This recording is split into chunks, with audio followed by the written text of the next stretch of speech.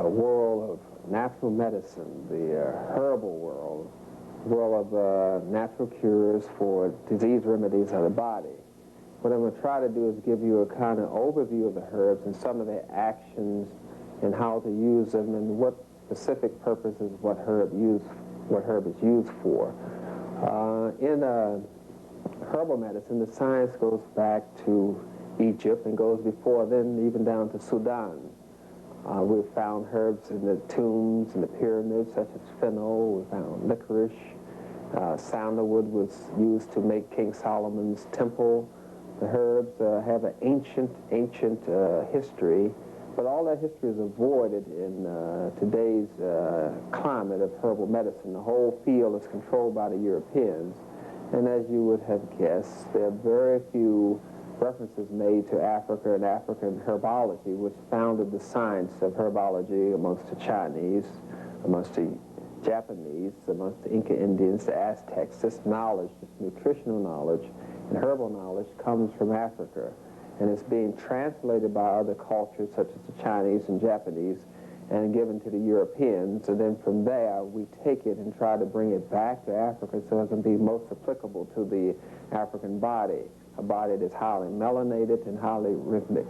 So whenever we're using herbal formulas, we have to always accentuate or use a combination of herbs to stimulate the pineal gland, which causes a gland reaction, the pineal gland to the pituitary to the hypothalamus, which is what we call a triangle, a grand triangle. So we always try to stimulate those glands and then work the cure from there, working on a specific organ that we may be interested in, such as the kidney, the lungs, reproductive organs, or the pancreas and spleen, or some muscle illnesses such as rheumatism, or some impurities in the joints, which we call arthritis. So first we stimulate the pineal gland, and then we go on with our specific cure when we're dealing with African people. But the information is very well distorted in this field, and is always accentuating the health and disease state of the Europeans. So the majority of the remedies are for digestive problems and sexual problems. And as they come out of China and other countries, they gear their herbs towards the illnesses of their people based on their diet. So what we're trying to do is perfect a cure by getting rid of the illness which we got from the European diet, and then restabilize our health by taking it back to Africa and restabilizing the health principles and health biochemical makeup of the African people based on our biochemical makeup, which is melanin-centered. So what we're going to do is kind of overview a few of the herbs first, and then we'll get into specific remedies and treatments. So let us look at these herbs first.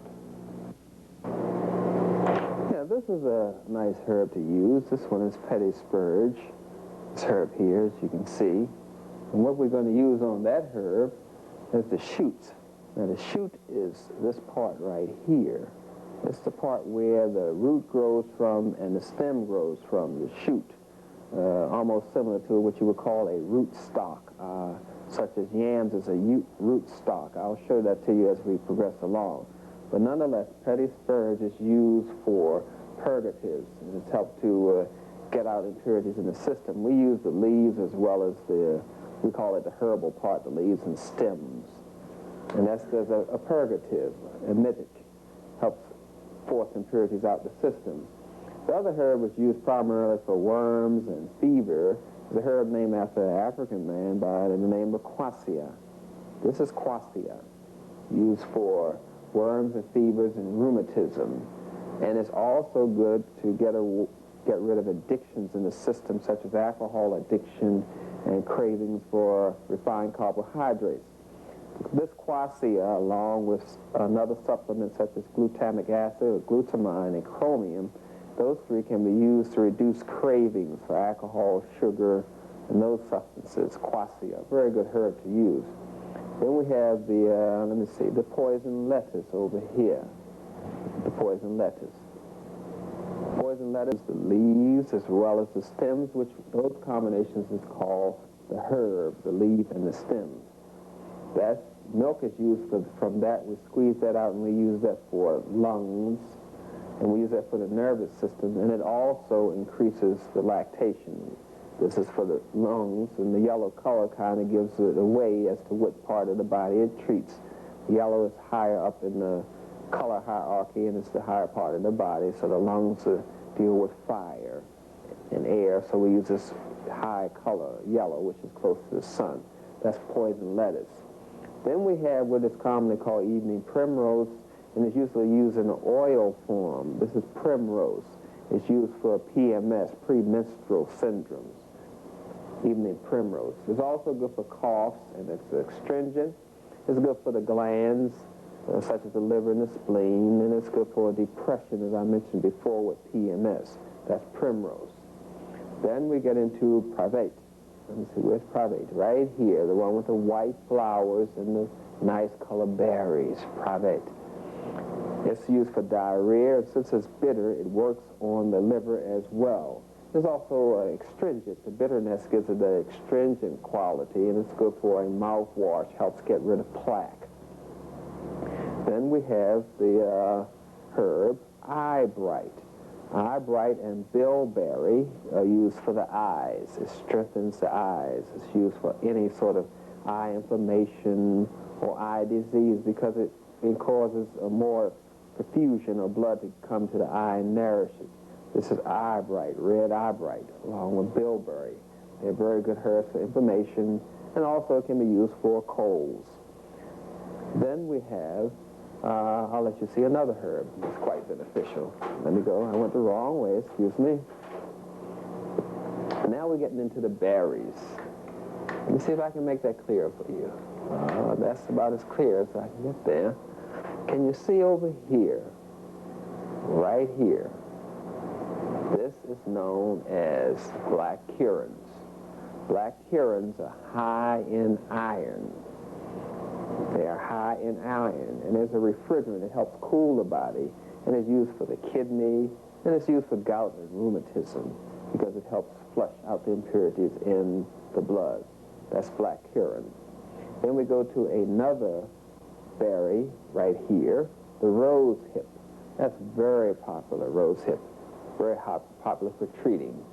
See? Rose hip berry right there. It's high in vitamin C. It's good for colds. It's good for purifying the system and the stomach and the nerves. Then we have the juniper berries. Juniper berries are used for the pancreas. Juniper berries. They have a mild taste, but they're usually used for the pancreas and for the urinary system of men as well as women. And it's good for gout and rheumatism, and it also helps curb the appetite, juniper berries, because it deals with the pancreas, which releases insulin, which burns the sugar and gives you energy, and in that way it helps deal with the appetite. Then we have the marigold. Marigold, this is sanddorn right here, and mostly this is used in Europe. It's used for fruits as like a jelly here, the sanddorn. You can buy sanddorn jelly in Europe and various countries, but it's not very popular here in America. Excuse me. Now we're going to go to some other medicinal herbs that have a folklore history for curing parts of the body. In specific, we have this marigold. This is the flower that they threw on Mahatma Gandhi when he died. This yellow marigold. It's good for the skin. It's good for the stomach, ulcers, boils, those kind of skin infections. Marigold. A very good herb. Then we have, in the corner there, right over here, we have the male fern. This is a fern. It's safer to use the female fern, actually. The male fern, you have to really know what you're doing with it. This is used for tapeworms. And in the body, if it stays too long, it becomes poisonous. The female fern is much more safer.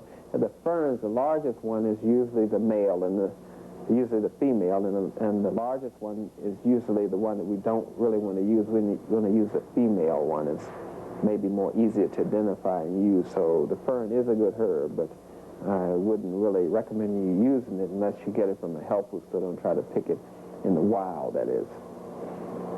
Now we go to the mint. The mints are all used. This is mountain mint.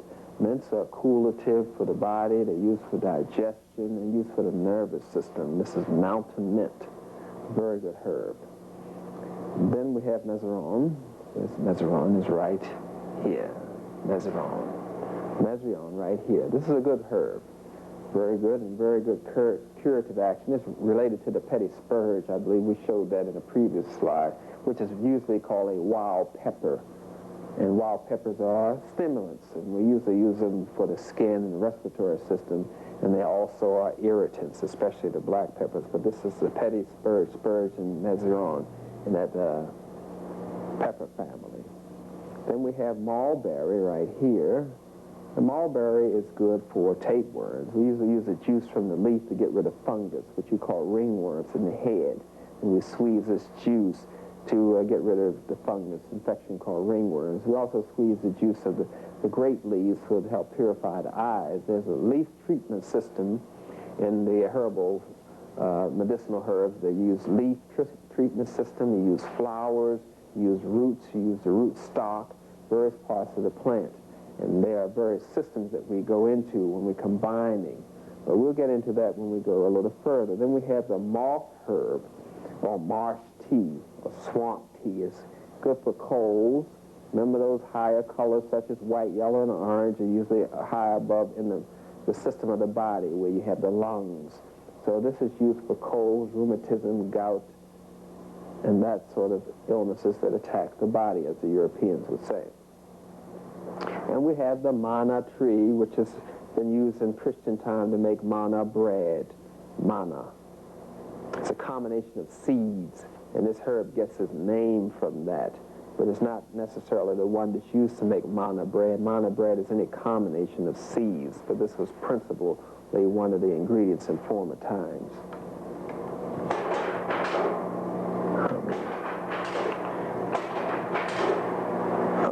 Now we're looking at the herb as it appears in the wild. We get these metlocks, how the herb really appears in the wild carrots, as you would call them. So when you're going out to pick them, you may get a disillusion and see all these plants around them because they weren't growing in their natural environment. But you can recognize them by their flowers when you're going foraging for them and looking for them. Could you stop for a minute, please? Here's another very interesting herb, the butternut. The butternut herb is been used for many purposes. Some herbs we apply on the skin to make fomentations with. Some we drink, and some we just smell. I have the butternut, or sometimes called black walnut. It's used for diarrhea, and it stops or dries up the milk and gets rid of colds and fevers and worms. This is butternut right here. Then we go to a very astringent type of herb called tomatil. This is tomatil right here. Very nice yellow flowers. The herbs are sometimes identified by the shape of their leaves, the shape of their stem, the shape of their flowers, whether they're monocotyledons, dicotyledons, how the seeds are shaped, and all those sort of names that they give them in European herbology, which is based on their system of worship and superstition. We're just going to talk principally around the folklore and the medicinal herbal properties of the plant. This is tomatil. Sometimes it's called bloodroot. And it's used as an antiseptic, and it's used to get rid of plaque around the teeth and inside the veins and arteries. It's good for hemorrhaging because of its astringent quality. Tomatil. Then we're going to lungwort. And as you can tell from the name, what it does. It actually acts on the lungs themselves and opens up the respiratory system. It's called lungwort. It's a very good herb, by the way. And this is comfrey. You find it a lot mixed in with grass, and people call it weed sometimes here in the wild where we are in the islands, but you will not find it too much in the city. This is comfrey. Comfrey has allantoin in it. It's a very curative property, helps healing. It's used for sores of all sorts. It's also used for colds and respiratory kind of complaints. It's a very beneficial herb, and it's often used in combination with respiratory type herbs. Comfrey. It heals wounds and as well as ulcers. Comfrey. And in the wild environment, the undomesticated environment, the plants, the herbs are found all over. Some herbs grow around trees, some grow around the edge of the water, some grow in the forest, some grows in the plains, some grow on the side of the hills. But this is only the knowledge that you would need if you were a herb farmer, per se. But usually where they grow, they indicate the benefit that they have. The herbs that grow around the water are usually good for the lungs and respiratory system, and the ones on the side of the hill are good for the skin, and the ones around trees are good for circulation and nervous system. That's going into the doctrine of signatures about herbs and plants. Let me clear this up for you. Now we're getting into some more herbs. I think we primarily identified thyme with thyme, as some people call it, as a flavorant. It's a culinary herb, but it's good for the nervous system. It's good for calming the nerves. It's good for colds and cramps and those sort of illnesses. But principally it's used in this country as a culinary type herb, but you can use it as a mouthwash. Now we have Veronica here. Veronica. There are many types of Veronica, but most of them are used for the stomach and colds, Veronica. And then we get into the wild cherry. It's also a sedative and a calmative. This is wild cherry right here. And red cherries, the ones that you eat, are good for black red cherries are good for arthritis and rheumatism. If you eat 6 black cherries a day, it will help you with gout. But this is wild cherry. And wild cherry is astringent, it's sedative, and helps soothe the nerves. Then we have wild plum, which is used a lot in Chinese medicine, Oriental type medicine, wild plum. Wild plum is good for getting rid of worms. It's astringent. And it's also a laxative type herb. Then we have woundwort right here. Woundwort. See the 2 leaves here, dominating leaves. There's a very interesting structure. And sometimes when you're dealing with the doctrine of signature, you go by the structure and the way the plant is formed. Looks like the tail fins of a fish of some sort. This plant here, wildwort. And sure enough, it's used for those things that deal with liquids, hemorrhaging. It's good for hemorrhaging. It's good for worms. It helps get rid of them. It has a bitter quality, and therefore it's a tonic for the liver. And it's also good for convulsions, which means it's good for the nerves. Then we have another herb here. This is yarrow, which is good for diabetes. It's good for the liver, and it's good for the skin, as well as yellow dock, which is good for the liver, skin, and pancreas. Very curative herb, has a multiplicity of purposes, but principally it's good for the skin and the liver. But back to the yarrow again, this plant right here. It's good for, the Europeans believe it combated witches and stopped them from attacking them at night, witches. And it was used in the 7 years cycle of weddings that the Europeans had to stop the cycle of 7, yarrow. It's used in a lot of their superstitions. But nonetheless, yarrow is good for urine troubles, colds, venereal diseases, and diabetes, and it's good for the pancreas. Then we move on to another herb. This is valerian. This is the herb in which they take the substance out that's used called Valium. So this is good. It's a calmative. It's good for the nervous system. It's good to soothe and nourish the nerves. Then we move on to another herb called violet. Violet, right here. This has antiseptic qualities. It's sometimes bathed on animals, on fungus, the juice, that is, the violet flowers. It's bathed on fungus and infections. Violet. It's used for padding. It was used to eat with, as a matter of fact, for salads. And they used to wrap wounds with it, which we call fomentations, or padding of the wounds. And it's used even as in puddings and things of that sort. And because it has that antiseptic type quality, it's used for infections.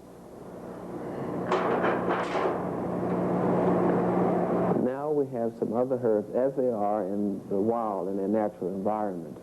We're going to move on to, let's go into centura. Centura is right here. You see this star quality it has right here? These stars were related to the spiritual hierarchy of plants. The ones that have a star in the center were believed to have a spiritual content to it. When you cut a lemon or orange in half, you will see a star sitting in the center. And that's because they stimulate the higher part of your body, the center of the glands up in your head. And the stars are formed such as the yin and yang when you put the two pyramids together. But nonetheless, they would go by the stars in the doctrine of signatures to find out the quality of the plant. And these leaves are from the centura plant. And it's used for worms, pains, gout, and rheumatism. Then we move on to another plant here. This is the yarrow flowers, as I showed you before. And it's good for the liver, it's for diabetes mellitus. And then we move down to the bottom here to the sundew. Now, sundew is a very good curative herb. It's used for antispasmodics. In other words, it's used to calm the nerves, sundew. And then we have calendula. Calendula right here is mostly used for skin type of infections these days. It's harvested in the sun when the sun is in Leo usually, and the moon is in Aries. That's when it's usually harvested during that particular time. But it's used for mostly skin diseases. It's usually combined with other herbs or cooked in olive oil. When you bake it in olive, put it in the oven and submerge it in olive oil and bake it from 3 to 4 hours. And then you can use it, apply it on the skin, add a few drops of tea tree oil to that.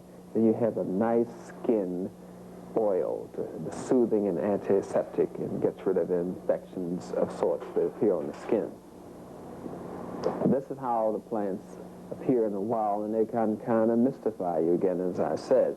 As you see a whole cluster of them, you wonder what is what and which is which. But you can identify them by their colors or by their leaves. As I mentioned before,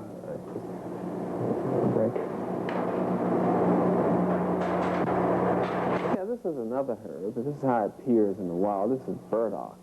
Burdock is used for arthritis. It's used as a blood purifier. It's for gout. It's used for the liver. It's used for asthma.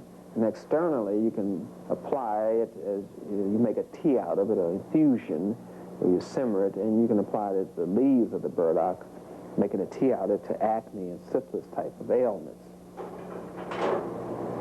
Yellow dock. This is how it appears. We've already seen it separated. There's yellow dock in the wild. A very beautiful plant. It's used for the liver, as I mentioned before, and it's used to purify the system. It's a very good curative herb. Now we get into some close-up isolated herbs. This is horse, as it was once called, which the Europeans call horehound. We'll talk about it as we go on with the other herbs. Horehound is good for colds and congestion of the chest, and it was once called horu, and the Europeans call it horus and horehound, as it's called today. Chest congestion. Then you have horu's tongue, which is called hound's tongue today by the Europeans. It's astringent, it's used for diarrhea, and it's also applied to burns and wounds of sorts. And you make a tea out of it.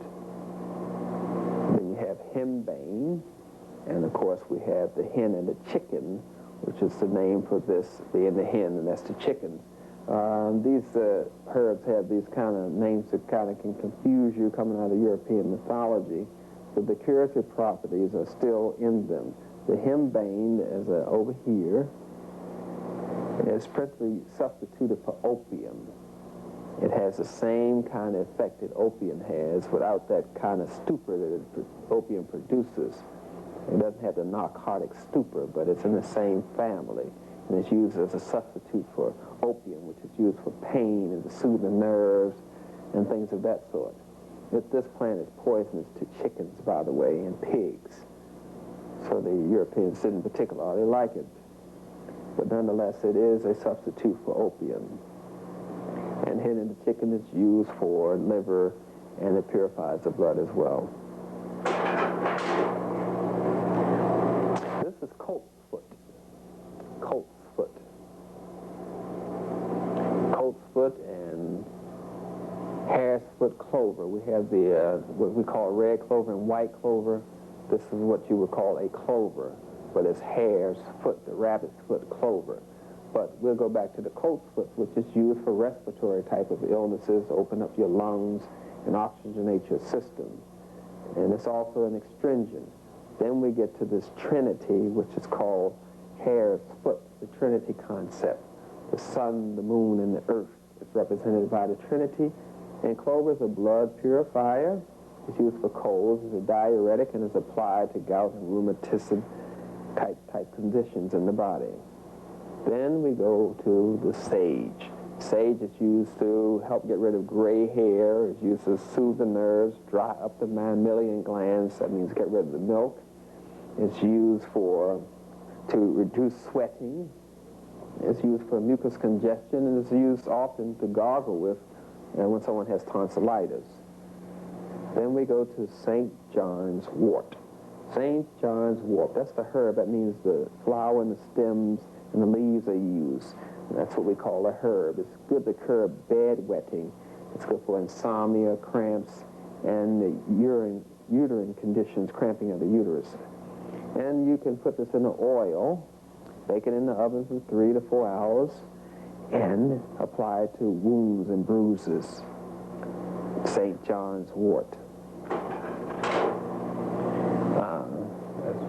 That's it.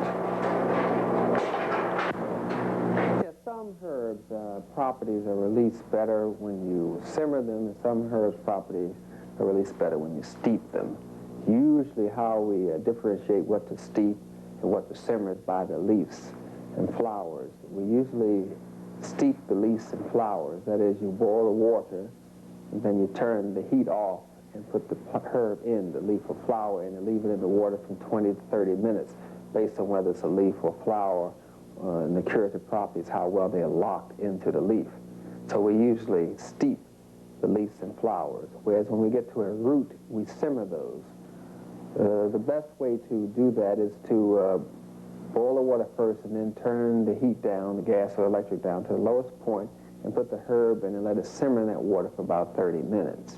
Now, to get the best mileage out of the root or herb, it's best to soak them, let them reconstitute themselves overnight, and then prepare them. But it's really not that necessary, but when you go and get the fullest benefits from them, it's best to soak them. But you can just do, as I mentioned before, boil the water and turn the heat off and put the herb, that's the leaf, the stem, and the flower in and let them steep for 30 minutes, or boil the water, then turn the gas or electric down to simmer and let the root or bark simmer for 20 to 30 minutes. And then you turn off the heat and let it stay in that water for 30 minutes and then strain.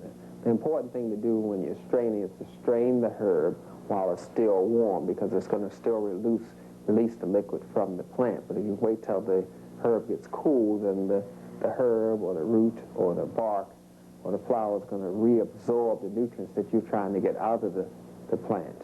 So it's best to strain while they're still warm. Usually you're trying to get a dual effect. You're trying to get a synergistic effect from the herbs. So sometimes it's best to combine them. In the African-American folk medicine, we usually use up to about 2 to 3 herbs. When you get it into European medicine, they're using about 5 herbs in larger combinations. But the African system, because of the melanin content, was able to extract more of the curative property out of the herbs. So they refined the process, and they knew the direct principles and properties of the herbs. So they used less herbs in their combination. They used one for the trinity, the body, mind, and spirit. That's why they use 3 herbs in combinations, or 5 at the most. But today we're trying to get away from the European disease state and get to a state of lesser disease and then move toward health. So we would probably start with more herbs, then reduce down to 3, and then reduce down to 1 to get the curative property out of it. Just for example, this is a very popular African type herb, this one here.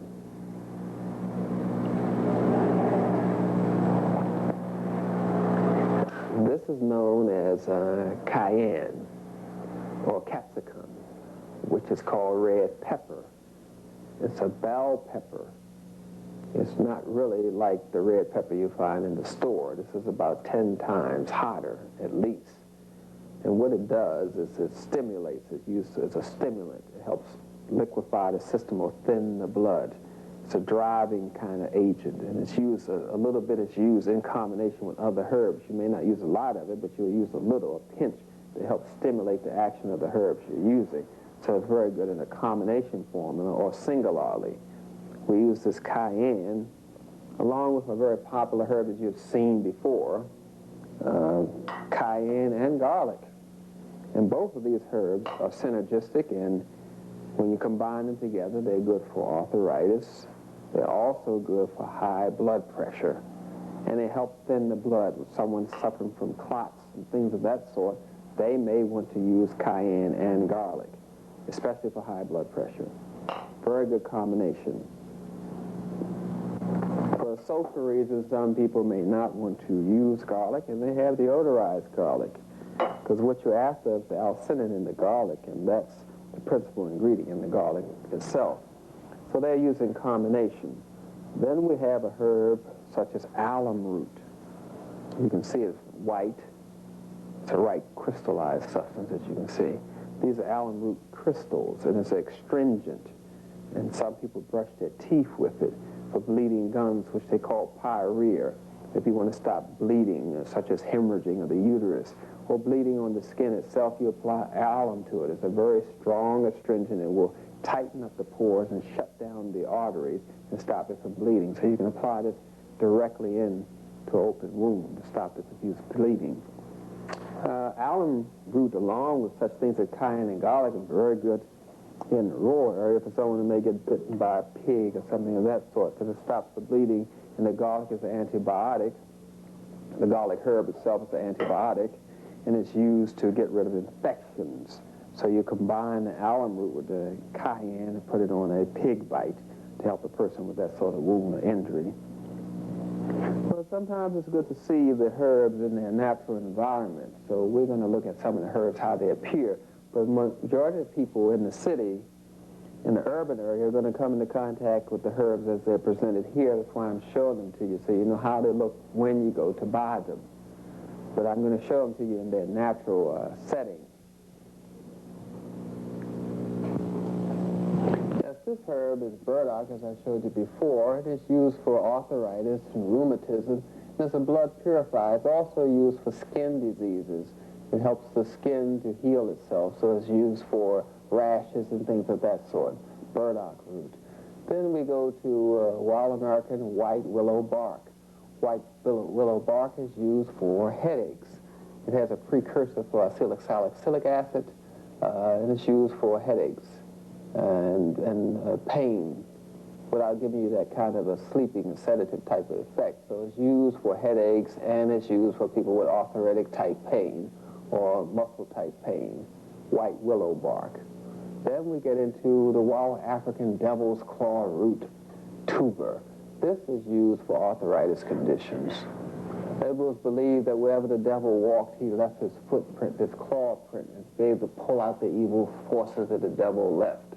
And as you may have guessed, the Europeans give it this negative title because it comes from Africa.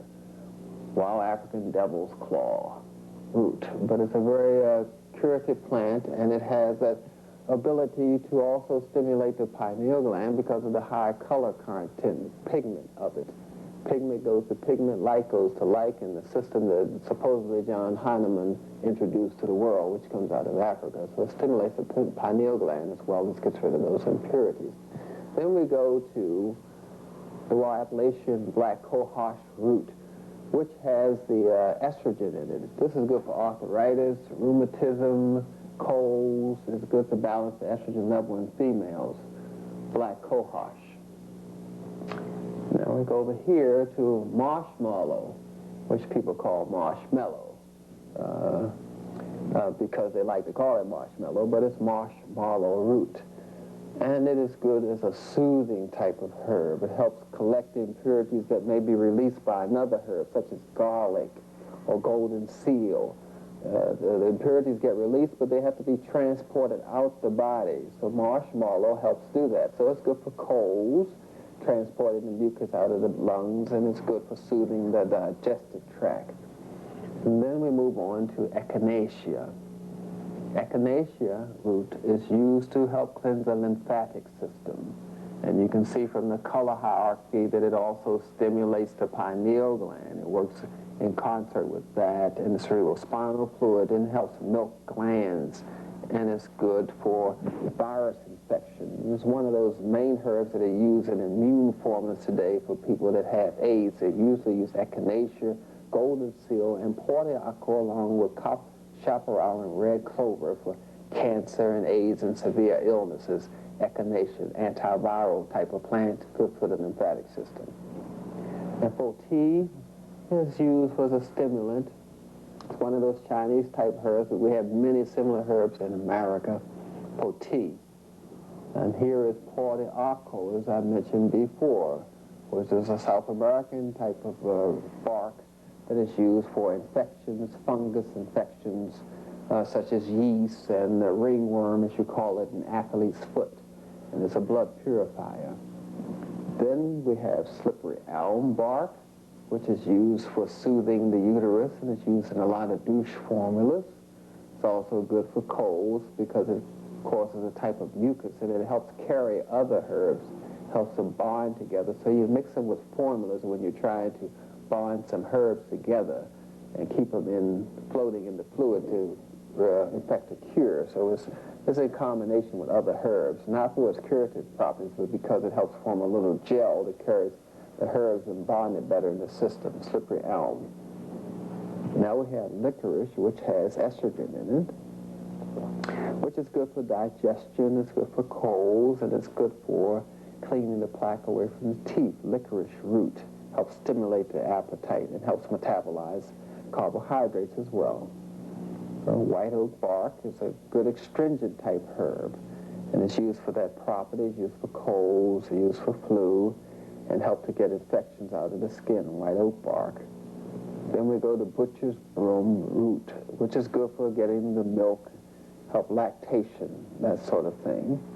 And then we have ginger root, which helps with edema, helps with digestion, helps with premenstrual syndrome, and it relieves cramps if you drink it before the onset of menstruation. Ginger root. Yes, and now we move on to other herbs. We have dozen in eyebright. We spoke about that before. It's used principally for the eyes, for inflammation. This is how it looks. Then we have buchu, African buchu leaves, which is good for urinary tract infection. It's a diuretic, and it's good and soothing for kidney type of ailments as well. Then we have chamomile, which is a calmative. It's used usually in combination with other calmatives such as skullcap or hock or catnip. But it's a calmative and it's good for the skin. Skullcap is another calmative, good for tension and stress and headaches. It's usually combined with another herb such as hops or catnip or chamomile. That's skullcap, as you can recognize for the name. It's good for headaches and stress in the skull. This is catnip, another calmative herb. Then we have feverfew, which drops fevers, and is also good for migraine headaches principally. That's what it's used for. Migraine headaches, stress, and fevers. When you take it, you have few fevers. It drops the fever for you. Then we have yucca, which is used for arthritis and rheumatism, as it gets rid of crystallized waste in the joints and muscles. Then we have this common weed that it grows all over the cities and in the country on the roadside, red clover. Cows that ate a lot of it, their milk was a little pink, and they always said they were living in clover, which represented a form of richness and nutrition. The clover is a blood purifier. It's good for the skin. And it's also good for colds, red clover, purifier. Then we have chaparral, which is, for some reason, has been made illegal by the Europeans again. They classify some plants as legal, some plants as illegal. So this year, in 1973, they made chaparral illegal. Chaparral is one of those combination herbs that are used in immune formulas.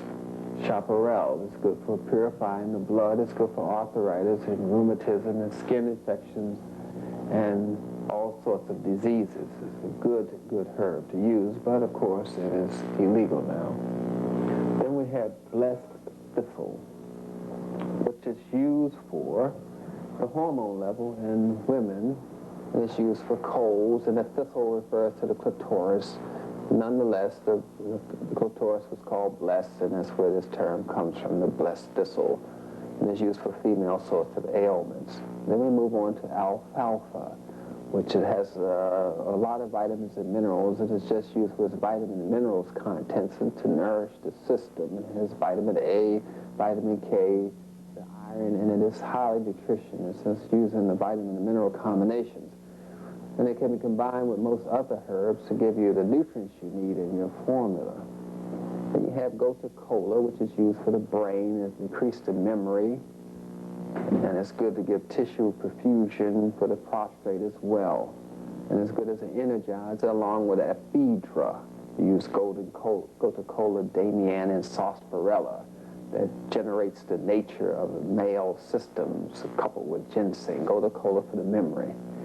And yuva ursi, which is used for urinary tract types of infections, the diuretic. And as you can see, it resembles the opening of the uterus in the female, and that's hence the name yuva ursi. Now we have juniper berries, which is good for the pancreas.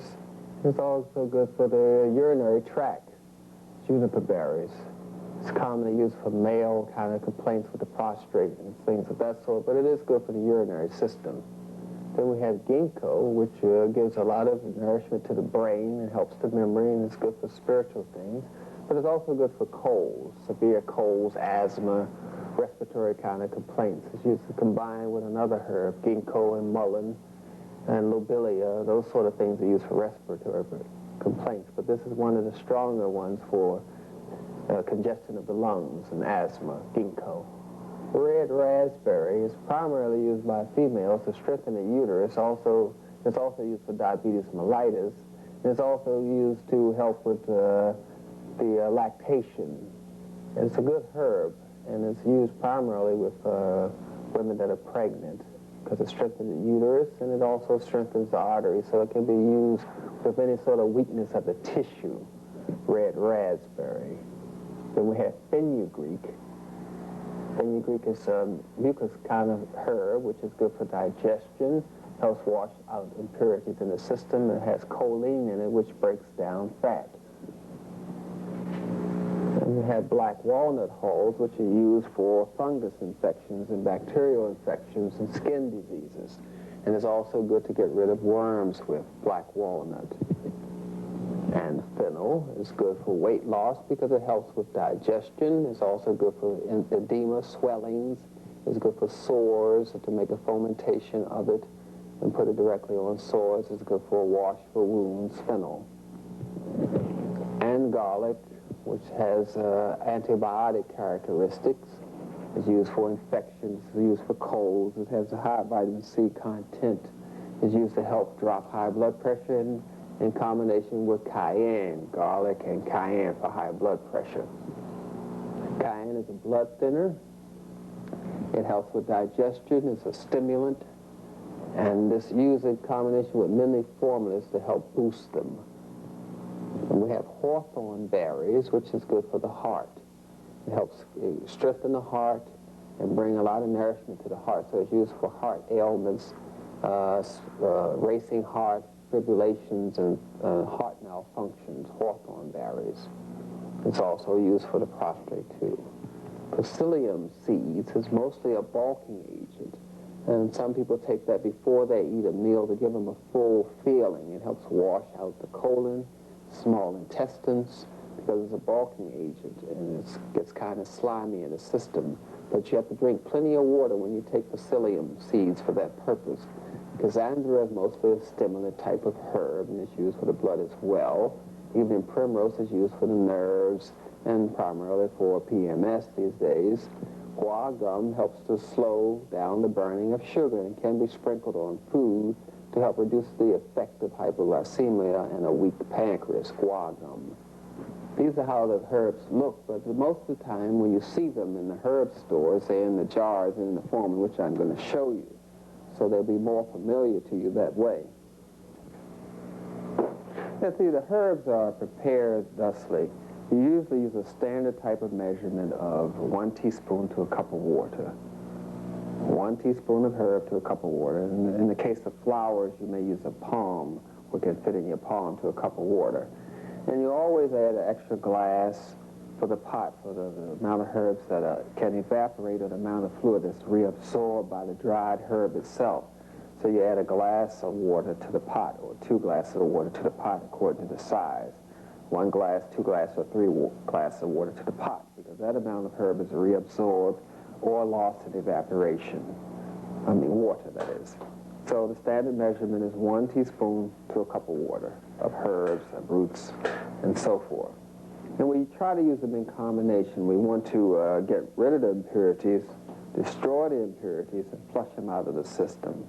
So we use 1 herb to carry it out, and 1 herb to destroy, and 1 herb to flush it out of the system, out of the pores. So sometimes we open up the pores.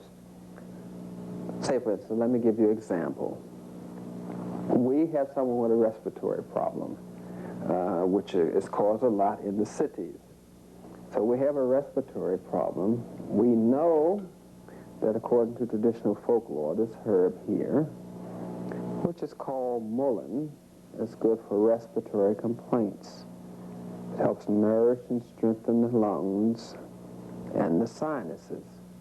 So we take mullein, but we have to deal with transportation. So we want to get the mullein in the system. So we open up the pores.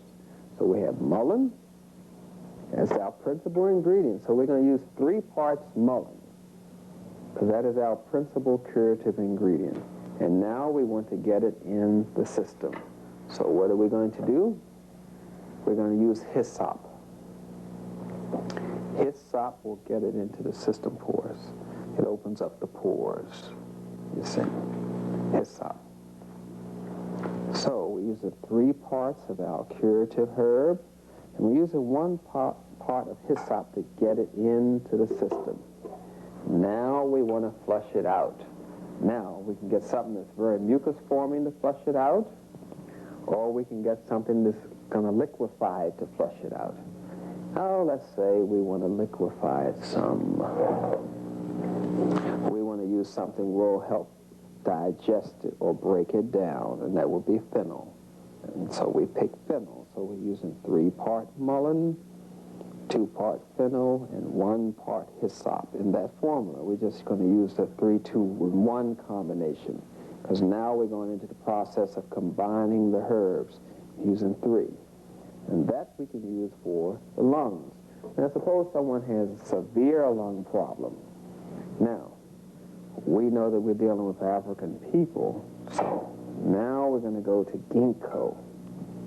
And ginkgo acts on the brain, on the memory, and as well it's going to help stimulate the pineal gland.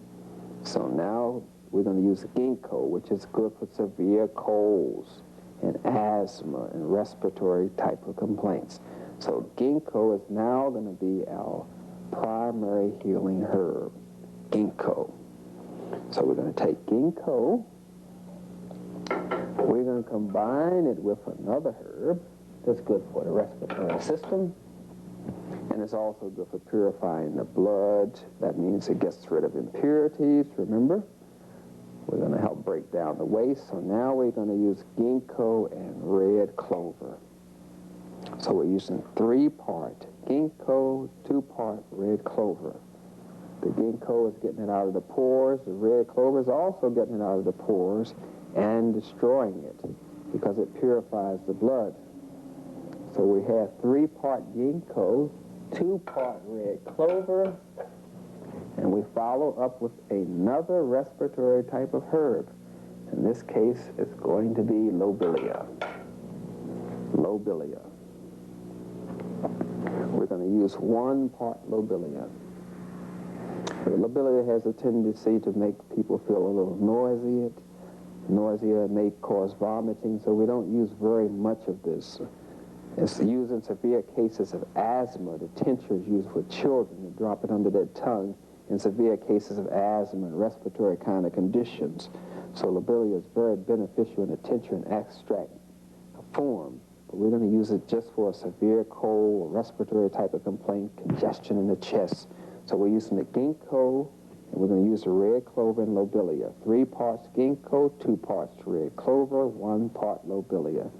And that will help with severe respiratory kind of conditions, break down impurities, flush it out the system. Now let's try to purify the blood and build up some immunity in the health.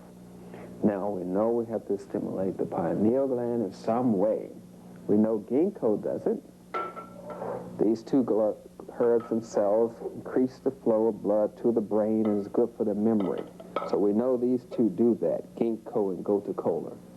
So we're going to include them in our formula just for that purpose. Ginkgo and gotu-kola. We can use both, but we don't have to. We'll just use one of them. Now we're going to purify the person's blood and build up their immune system. So you saw a picture of that herb called portiaco.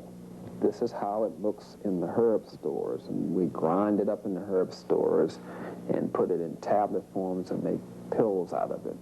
Portiaco, a blood purifier, good for the immunities, gets rid of fungus and viral infections and bacterial infections. Portiaco. We're trying to defend the person's health at this point, so we're going to use portiaco, and we're going to combine that herb with another one that's kind of popular, which is called golden seal. We have that in a powdered form here. It's a yellow powder. It's a yellow gold kind of color. I don't know if you can see that too well. And it's called golden seal. It's good for purifying the blood for infections of all sorts, bacterial and viral. It's good for stimulating insulin production as well. And it's good for brushing your teeth with myrrh and alum. It helps with pyorrhea. So we're going to use golden seal, portiaco, those 2 herbs, and we're now going to go to ginkgo to help with the pineal gland, as we mentioned before. Now, to stimulate the gland, to get it to move, to function more, we're going to have to use something that deals with the glandular system itself. In specificity, that would be a herb like damiana. Damiana is also used for a sexual stimulant, but its primary purpose is to help stimulate the glands and get them to behave. But this is how you will see the herb in the store in this kind of form. Damiana. So we have a formula there. We have portiaco, we have golden seal, and they are roots, so they have to be simmered 30 minutes. And after they are simmered, you turn off the gas, then you add the herbs such as damiana or ginkgo or gotu-kola for the pineal gland, and you let those steep for 30 minutes. And after they steep, you're combining all these herbs together in the same pot. So we know principally we're trying to protect the immune system, so we're going to use equal parts of portiaco and golden seal. We'll use 3 parts portiaco, 3 parts golden seal, 1 part damiana, 1 part ginkgo or gotu-kola to help with this process of purifying the blood. We could add another herb to it, up to 5, but all we're trying to do is focus on the purifying of the blood. Say, for instance, we have another respiratory type of complaint. We get into another herb that's strictly for the respiratory system, and that's pleurisy. This is how it looks in the herb store. Pleurisy, along with elecampane, are principally used for respiratory type of illnesses. These 2 herbs are combined together. They're synergistic. So we're going to use elecampane and pleurisy, and we're going to simmer them for 30 minutes. 1 teaspoon of herb to 1 cup of water, remember? And we're going to try to drive that action. We may add a pinch of cayenne, principally just to drive it, act as a driver. Just a pinch of cayenne. We don't need much. Just a pinch, just to drive it along. And we're again working on the respiratory system.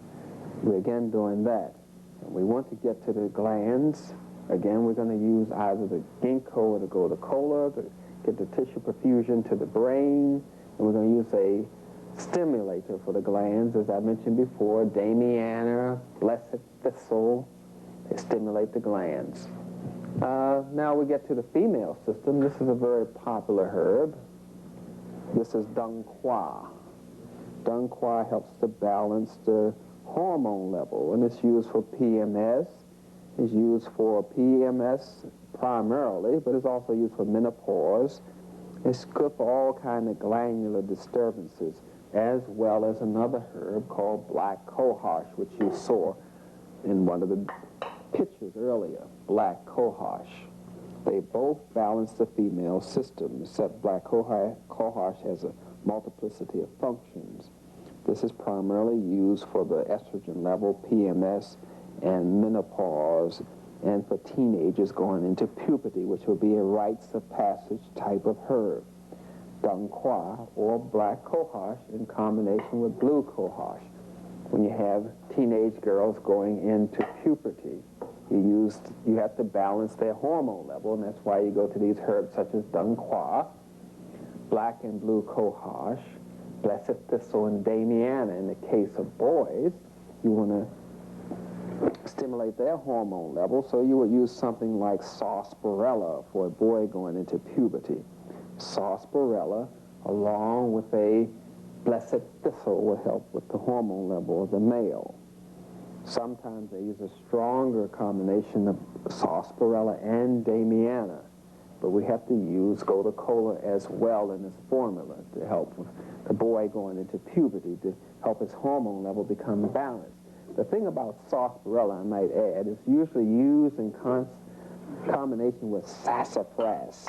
The sassafras is a blood purifier, and the combination of sarsaparilla and sassafras is used for arthritis typically. You use sarsaparilla, sassafras, and burdock in combination, equal parts of each, and that treats arthritis. We've done the hormone level, we've done something for colds, we've done something for the glands of the brain, the pineal gland, and the brain itself to help with the memory with the ginkgo and the gotu-kola, but we didn't do anything for the heart. Now we're going to increase the blood perfusion to the heart with what they call hawthorn berries. It strengthens the muscles of the heart. Hawthorn berries. This will be our primary treatment ingredient, and to increase the blood supply to the brain, we will use some ginkgo or gotu-kola as well with the hawthorn berries for the system. So we would use this, hawthorn berries, along with juniper berries, if we were going to treat some kind of prostate problem. We combine them in equal parts, along with a ginkgo or a gotu-kola for the glands of the brain. As in heaven is on earth, so we have to treat both of the glandular systems to keep them in balance, mind you. Now, because we live in a city environment, our livers become very toxic, and we may get gallstones and kidney stones and accumulation of cholesterol. Then we get to something that can take care of that. This is a herb, mostly seeds. I don't know if you can see that quite clear or not. This is the form you will see it in a herb store. This is milk thistle, which is very good for liver disorders. It helps cleanse the liver, get rid of gallstones, and rejuvenates the liver, especially livers damaged by drugs, alcohol, and aspartame, which you call NutraSweet. Very good herb for that. And to stabilize the energy level, we use something like ginseng. Ginseng root. Let me see if you can see that at all. That's the root in its form right there. That's how the root looks, but most of the time you see it in powder. That's ginseng or ginseng root. It stabilizes the energy in the system, increases your endurance, and it also helps with the prostrate problems. It's good for females as well in combination with ginseng and dung qua. It helps strengthen the glandular system in the female.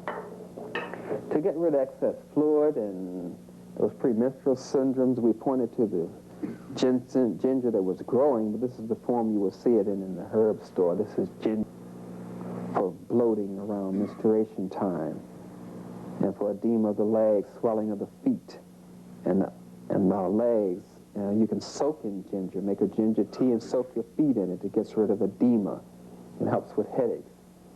A very beneficial herb for cleansing and healing are the herbs called comfrey. This comfrey has this allantoin in it. This is the form you'll see it in the stores like this. This is comfrey. It's cut up and clean. It's good for healing. It's good for colds and mucus congestion. But the most popular thing, and since over 70% of the Europeans take things for digestion, mostly laxatives, it's a large seller along with aspirin. As I showed you before, white willow is a natural form of aspirin. This is what aspirin is made from. Acetylsalicylic acid, allicin is in it. This is white willow. This is the form you will see it in herb stores. White willow is good for headaches, nerve problems. That's one of the biggest sellers in European countries, the aspirin and the laxative. Let me show you one of these strong laxatives. This is one of the strong ones. Let me see if you can see that. And this is the leaves, and it's known as senna.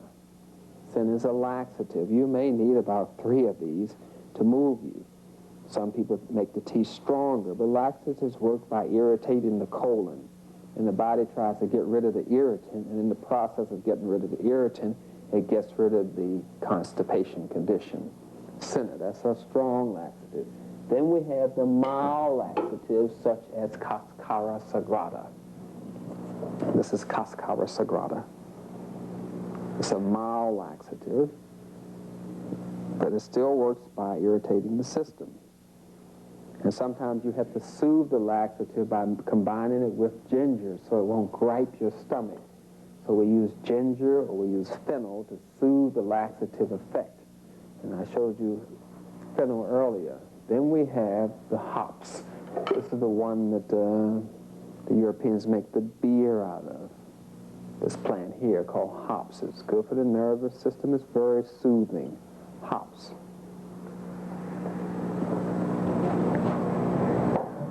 We did do the liver with the milk thistle, but there are other herbs for the liver as well, such as the yarrow and the dandelion. Let me show you some dandelion here.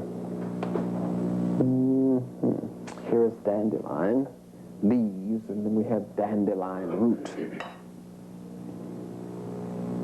See, this is the form it comes in, dandelion. And then this is dandelion root here. I wonder if you can see any of that. It's a very good herb. They both work on the liver, and they're good for the skin.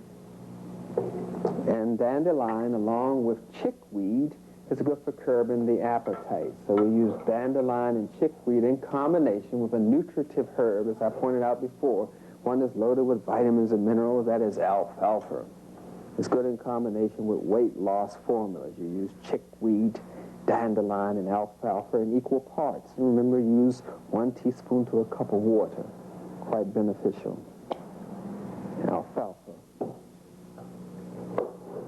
So we covered something for headaches. Did I show you what the feverfew looks like? We saw it in its natural state. This is the herb that's used for headaches and pain, principally for migraine headaches, this feverfew is.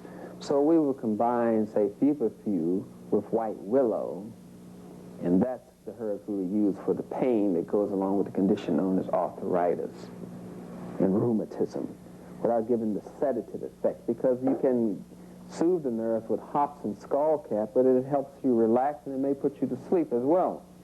And we may not want to do that. Then we have things that are especially good for the hair, such as this herb here.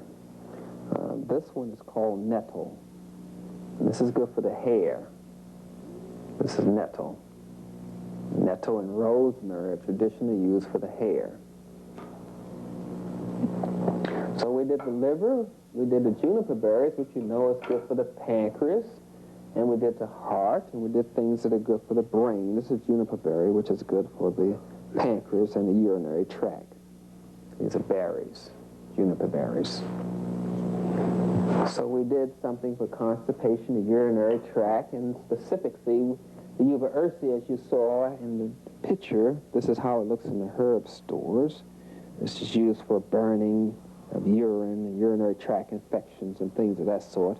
Also helps with the kidney and helps with edema. All diuretics help flush out toxic liquids in the body.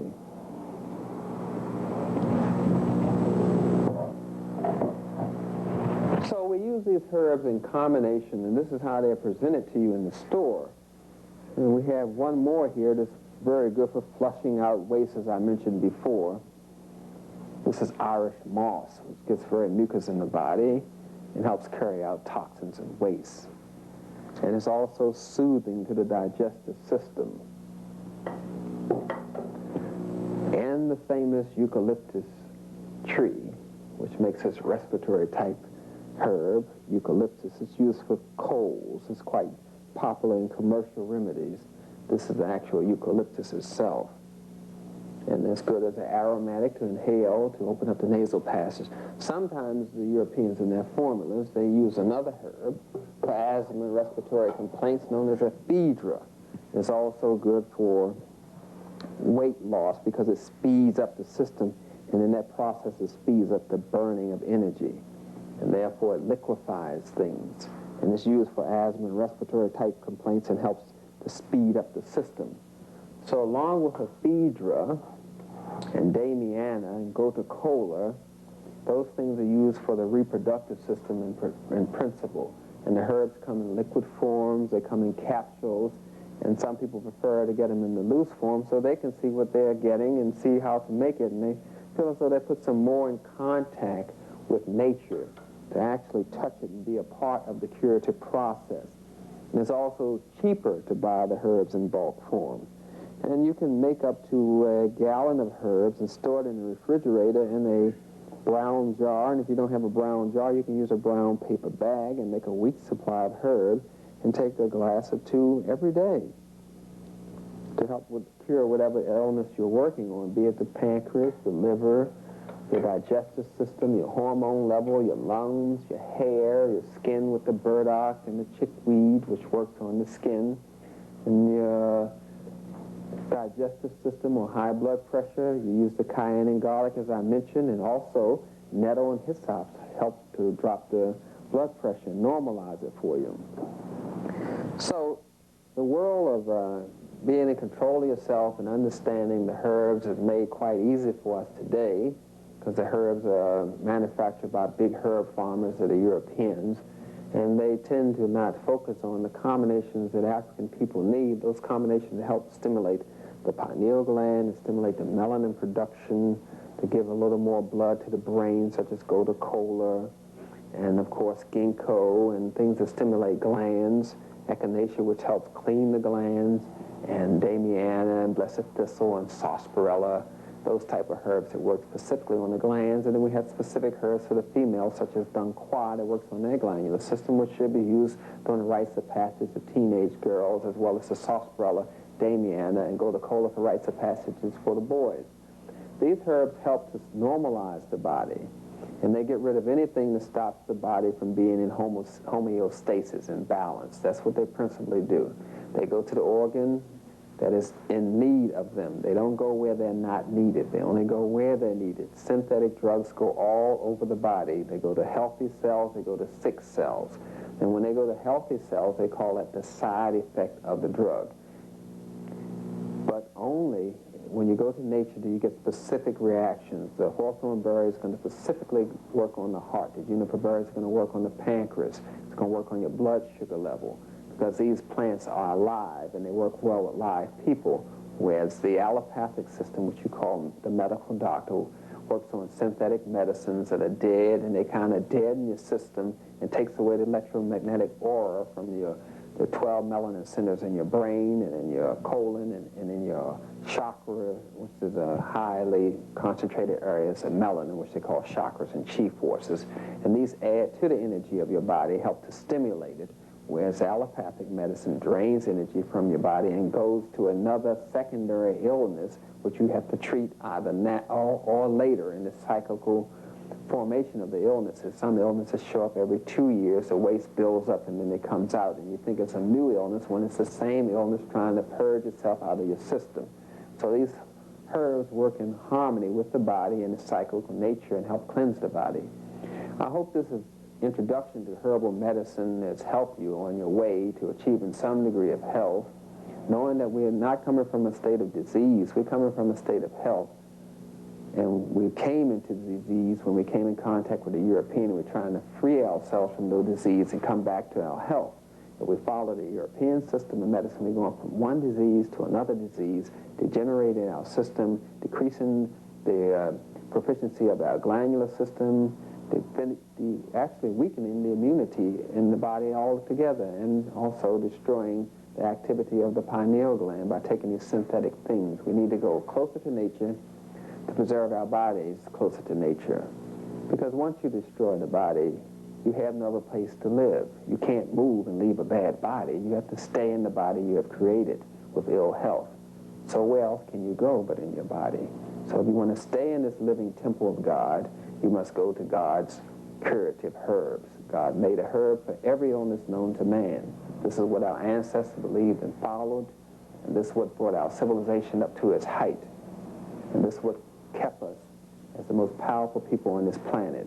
Nature and being close to nature, and the rhythmicity of the plants and the rhythmicity of our pineal gland. I thank you.